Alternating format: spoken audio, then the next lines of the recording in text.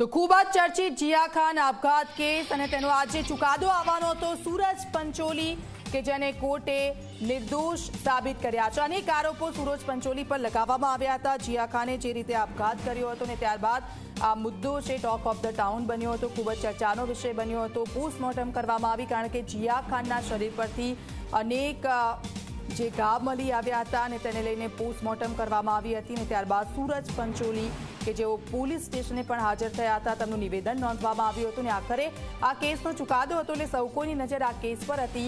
ત્યારે જિયા ખાન આપઘાત કેસમાં સૂરજ પંચોલી કે જેમને કોર્ટે નિર્દોષ છોડી મૂક્યા છે, તો નિર્દોષ સાબિત થયા છે સૂરજ પંચોલી કારણ કે આ જે કેસ હતો જિયા ખાનના બોયફ્રેન્ડ હતા તેઓ પહેલાં અને તેને લઈને તેમના પર સતત આરોપો થયા હતા।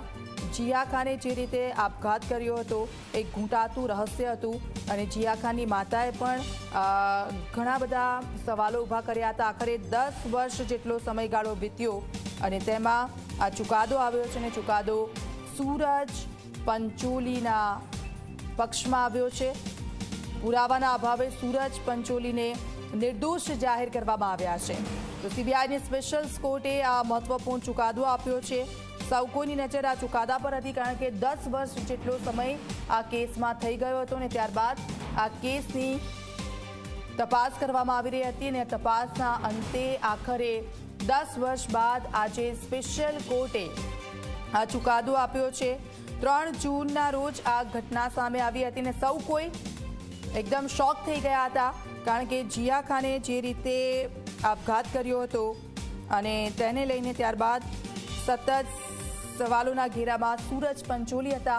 તેમની માતાએ પણ અનેક આરોપો લગાવ્યા હતા અને તેને લઈને સીબીઆઈની સ્પેશિયલ કોર્ટે આજે આ મહત્વપૂર્ણ ચુકાદો આપ્યો છે। સીબીઆઈની સ્પેશિયલ કોર્ટે આજે આ મહત્વપૂર્ણ ચુકાદો આપ્યો છે અને સૂરજ પંચોલી છે તેમના પક્ષમાં ચુકાદો આવ્યો છે।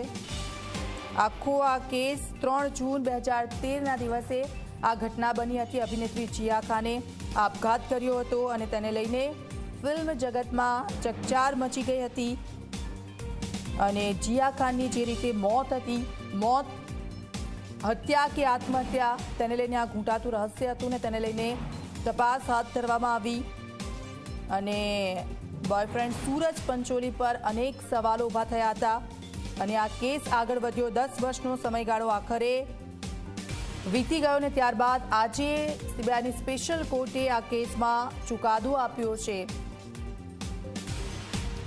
અને અભિનેત્રી જિયા ખાને આત્મહત્યા કે હત્યા તેની ગુથ્થી હજી સુધી એક સુલઝી નથી શકી અને તેને જ લઈને આજે ફાઇનલ ફેસલો આવવાનો હતો ને તેના પર સૌ કોઈની નજર રહેલી હતી। ત્યારે સૂરજ પંચોલી કે જેઓ નિર્દોષ સાબિત થયા છે।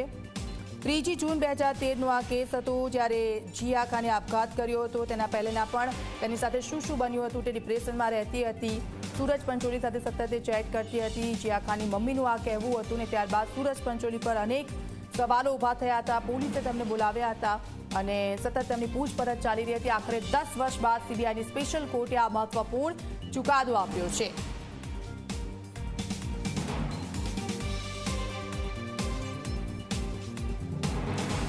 તો જે રીતે આરોપ લાગ્યા હતા ને ત્યારબાદ સૂરજ પંચોલી છે તેમને પકડવામાં આવ્યા હતા અને સતત તેમની પૂછપરછ થઈ રહી હતી અને સૂરજ કે જેમને સવાલો કર્યા હતા અને ત્યારબાદ આ કેસમાં સતત તપાસ પણ થઈ રહી હતી। જિયા ખાનની જે મમ્મી છે તેમણે અરજી કરી હતી, આમાં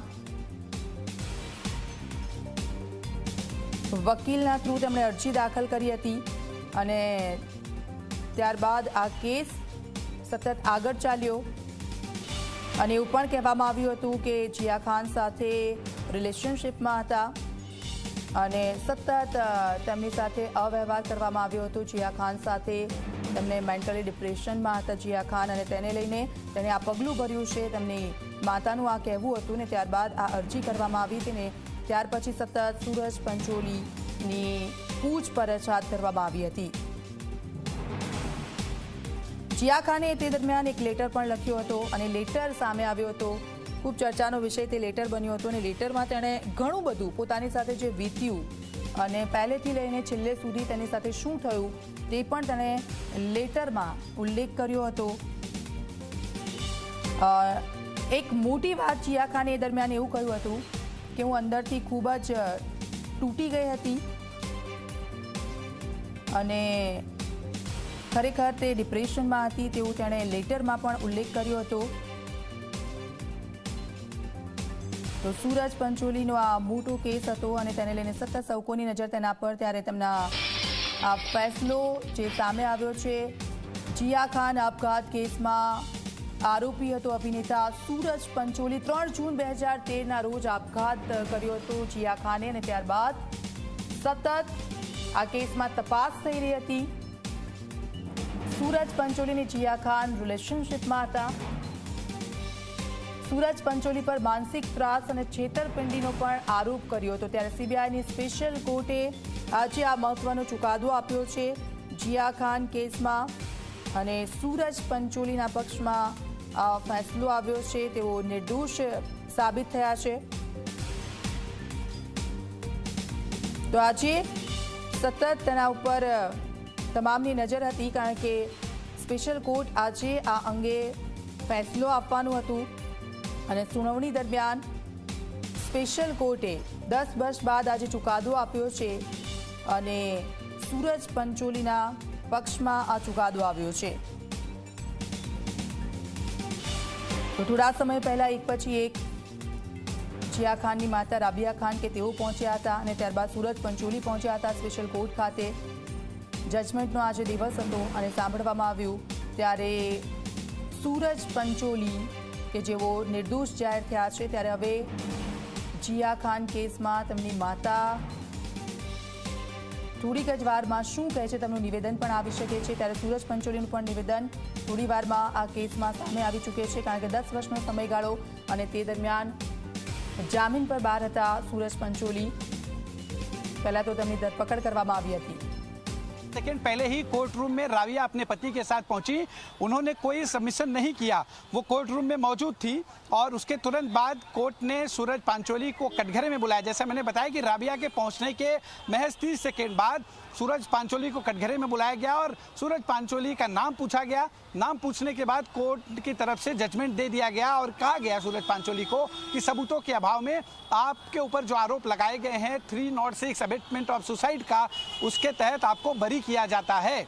यानी कि जैसा अंकुर बता रहे थे कि राबिया कोर्ट के बाहर मौजूद थी कुछ चंद दूरी पर, लेकिन वो कोर्ट में नहीं आ रही थी। लेकिन आखिरी समय में जब वो कोर्ट पहुंची उससे 50 सेकेंड बाद बिना कोई रिटर्न सबमिशन लिए, साथ ही इनकी तरफ से कोई रिटर्न सबमिशन दिया भी नहीं गया, उसके तुरंत बाद कोर्ट ने फैसला सुना दिया।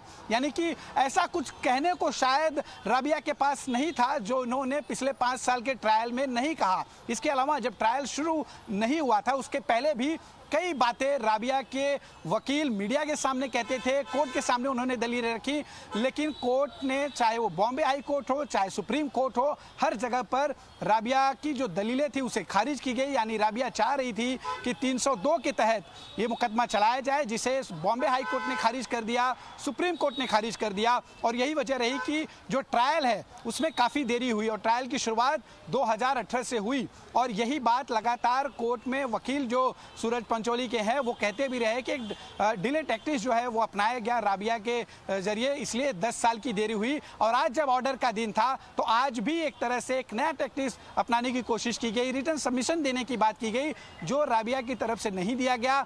और चंद सेकेंड पहले राबिया कोर्ट के अंदर आती हैं और उसके तुरंत बाद बिना कोई रिटर्न सबमिशन दिए उसके तुरंत बाद जो है कोर्ट ऑर्डर कर देती है। कोर्ट अपने फैसले में सूरज पांचोली को बरी कर देती है सबूतों के अभाव में। यानी कि कोई ऐसा ठोस सबूत राबिया की तरफ से या सीबीआई की तरफ से नहीं दिया गया जिसकी वजह से सूरज पांचोली बरी हो गए हैं। और यही बात लगातार सूरज पांचोली का परिवार, सूरज पांचोली ये कहते रहे कि ऐसा कोई हमारे बीच यानी कि जिया खान और सूरज के बीच ऐसी कोई बात नहीं थी कि जिसकी वजह से सूरज पांचोली के दबाव या सूरज पांचोली द्वारा जिस तरह से एक सुसाइड नोट आया था, हालांकि वो सुसाइड नोट भी अब कहीं ना कहीं सवालों के घेरे में है। कोर्ट ने चूंकि फैसला दे दिया है और सुसाइड नोट को पहले ही क्रॉस एग्जामिनेशन में ये बात सामने आई थी कि ये सुसाइड नोट और जो उनके घर घर पे जो डायरी मिली थी दोनों की हैंड राइटिंग सेम थी। सीबीआई को शुरुआत में लगा कि ये डायरी जिया खान की है, जबकि उस डायरी पर लिखा गया एक एक शब्द जो है राबिया का था। और जब एग्जामिनेशन शुरू हुआ उसमें साफ तौर पे राबिया ने कहा कि जो डायरी में लिखावट है और जो सुसाइड नोट में लिखावट है ये उनकी है। तो ये पहले से ही सवाल खड़ा होता रहा, यानी जो सबूत होने चाहिए वो पुख्ता नहीं थे और यही वजह रही कि सूरज पांचोली बरी हो गए।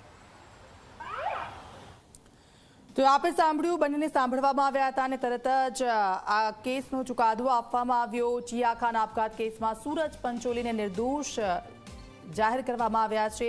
પહેલેથી सूरज पंचोली સતત આ કહેતા આવતા હતા કે આ આત્મહત્યા જે કરવામાં આવી છે તેને લઈને તેમાં તેમનો કોઈ જ હાથ નથી, એવા કોઈ રિલેશન નહોતા। સુસાઇડ નોટ જે મળી આવી હતી ને એક ડાયરી મળી આવી હતી, તેમાં આખરે સાબિત થયું છે કે તેમની માતા રાબિયા ખાનના હેન્ડરાઇટિંગ હતા। તો ખેડૂતોને ટૂંકા સમયમાં સહાય ચૂકવવામાં આવશે। કૃષિ મંત્રી રાઘવજી પટેલનું આ મોટું નિવેદન। ખેડૂતોને જે નુકસાન થયું છે તે માટે સહાય ચૂકવાશે। જામનગરમાં કૃષિ મંત્રી રાઘવજી પટેલે આ મોટું નિવેદન આપ્યું છે। કોઈપણ સહાય માટે સરકારની નાણાકીય વ્યવસ્થાના ભાગરૂપે જરૂરી વિધિ કરવી પડતી હોય છે। એનું સર્વે થાય, એના માટેના અહેવાલો આવે, એ પ્રોજેક્ટ સરકારની વિચારણાર્થે રજૂ થાય અને રજૂ થયા પછી માનનીય મુખ્યમંત્રીશ્રી એને સંમતિ આપે, ત્યાર પછી કોઈ પણ કાર્ય અમલમાં આવે। એટલે અમારું આ કાર્ય છેલ્લા તબક્કામાં છે અને ખૂબ જ ટૂંક સમયમાં માનનીય મુખ્યમંત્રીશ્રી આ સહાય અંગેની વિધિસર જાહેરાત કરશે। તો હાટકેશ્વર બ્રિજ મામલે આજે સેશન્સ કોર્ટ ચુકાદો આપશે। 4 આરોપીઓની આગોતરા જામીન અરજી પર આજે ચુકાદો આવશે। ધરપકડથી બચવા